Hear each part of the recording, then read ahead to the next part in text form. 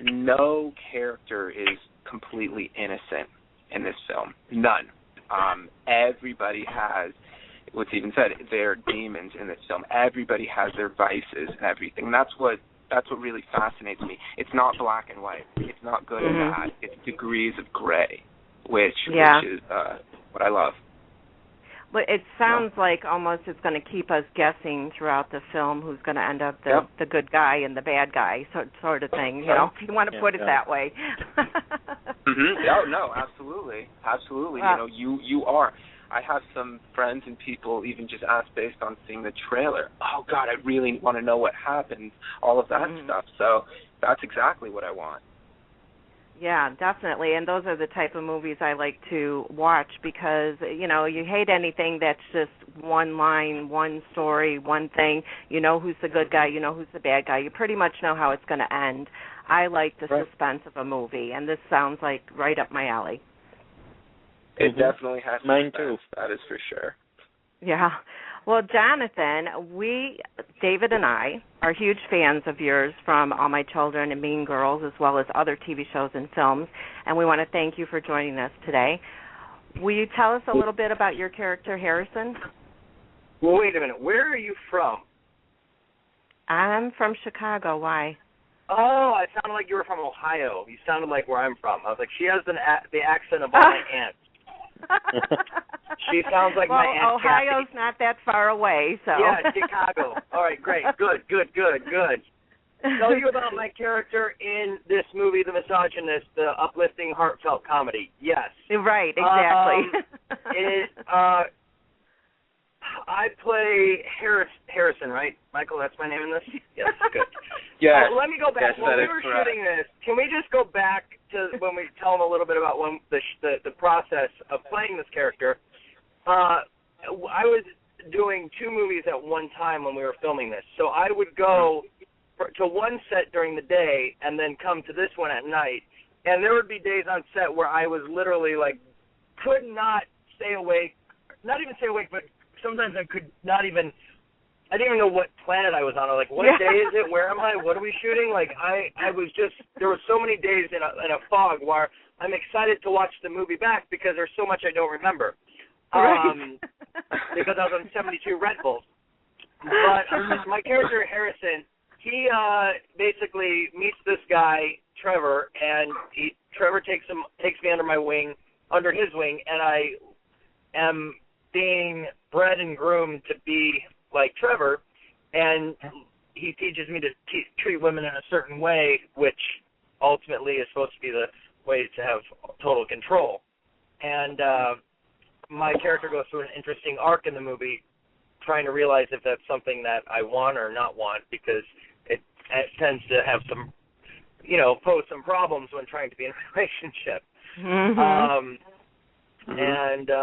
Yeah. Well, what went through your head when you read the script?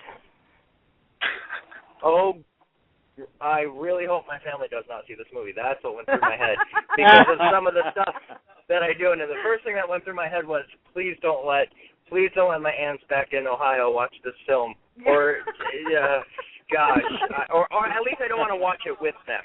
Like, they can see it. I just don't want to be in the room. Like, it is definitely something different than I've ever done before. I will say that.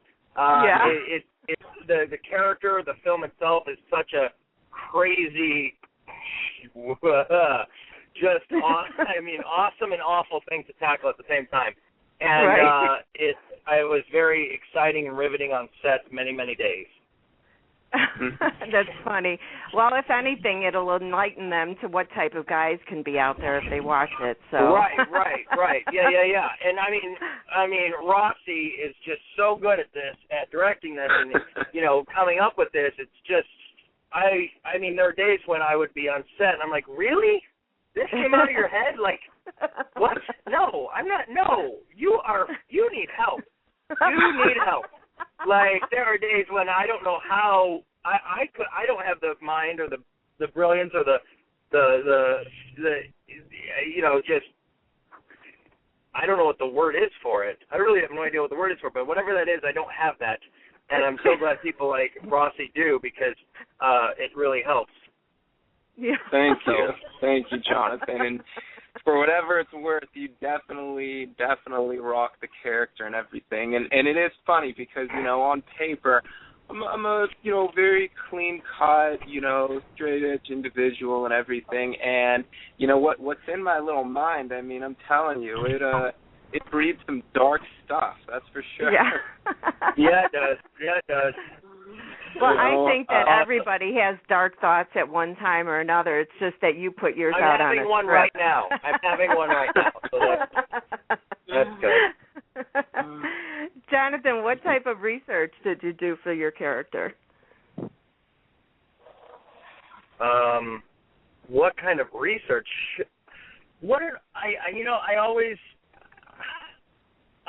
I'm going to be honest, I don't do research. I just show up and say the words and I hope they come out right. That's it. Like a lot of people say, that's such an interview question. What research did you do for the role?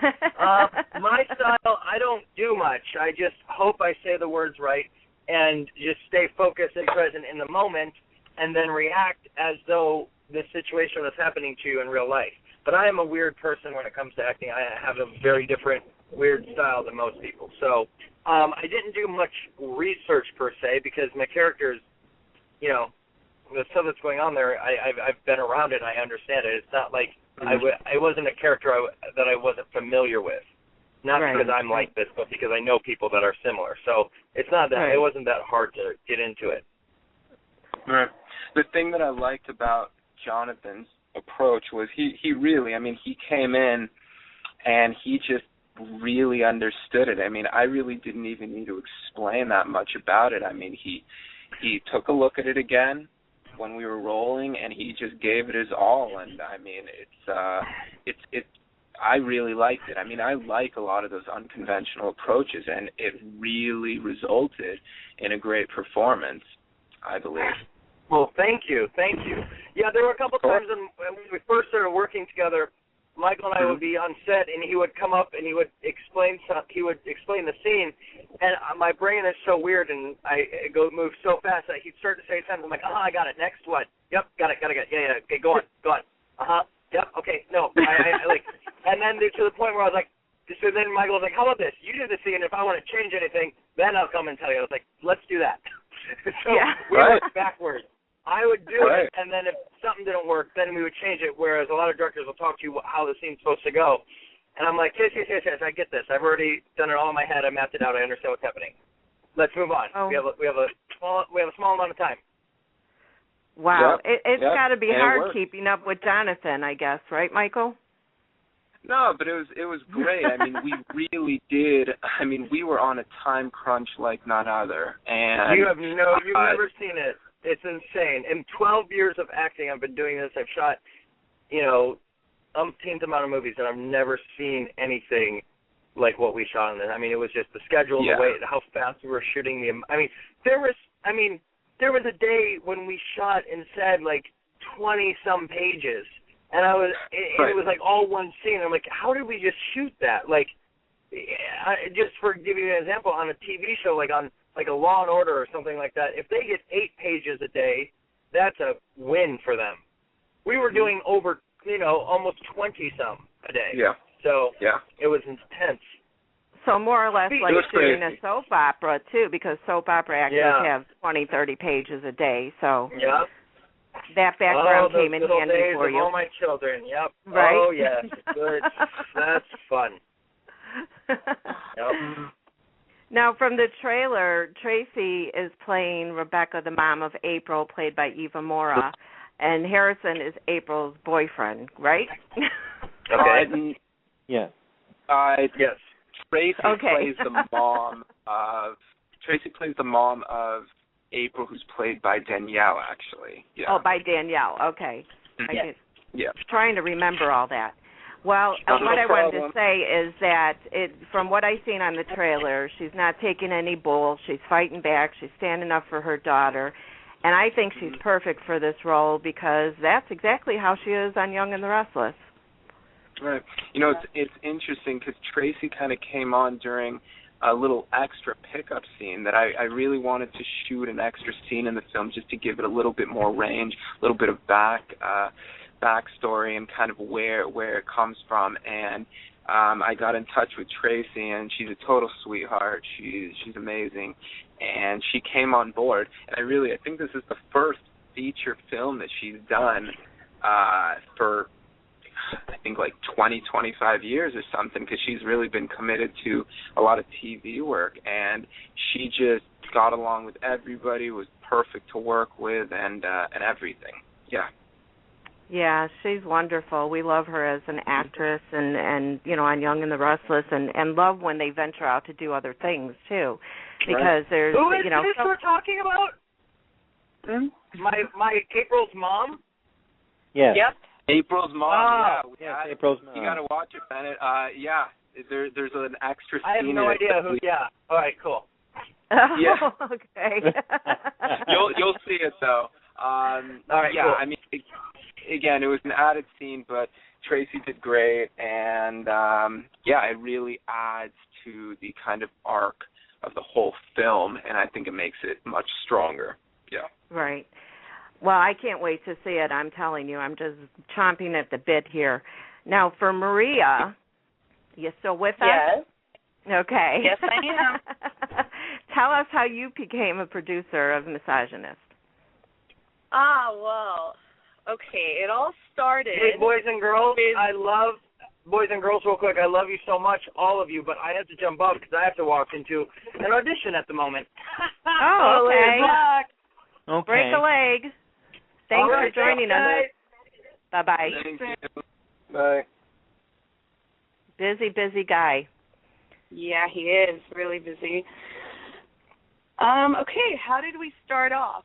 Michael and I have actually been very good friends since back in high school, and to be quite honest, we don't even know how we met. We had mutual friends, and it just so happened that we were always in the area, and, it's been, we were neighbors. We lived in an amazing community, and it's just been friendship since then. And I've always been interested in doing anything that's creative, even when I was in school for something that was the complete polar opposite of this world. And Mike knew that. So when we started even talking about this film becoming a reality, he initially asked me to help out with wardrobe. And, of course, I wouldn't turn down an offer like that. Of course, yeah. I'm a girl and I love clothes.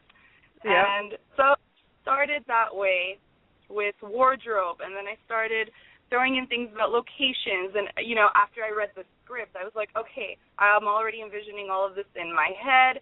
We can do this and that. So wardrobe to set design to pretty much being there along the way the entire time with Michael. Whether it was we were hanging out and having coffee, we were working on the film. Whether it was we were going to a party, we were working on the film. Auditions, casting, all of that, and I guess that makes me a producer. So that's how it started. And it's been good, and I think I'm getting the hang of it. Mm-hmm. Maria really was with me from day one when I even talked to her about, hey, I have this script, I really want to make this film, and she was just so gung-ho about it. Yeah, let's do it. She's just like, let's do it. Maria's a doer. She's not just a talker, She implements action, which is great. And she really did come aboard. Yeah, you're welcome.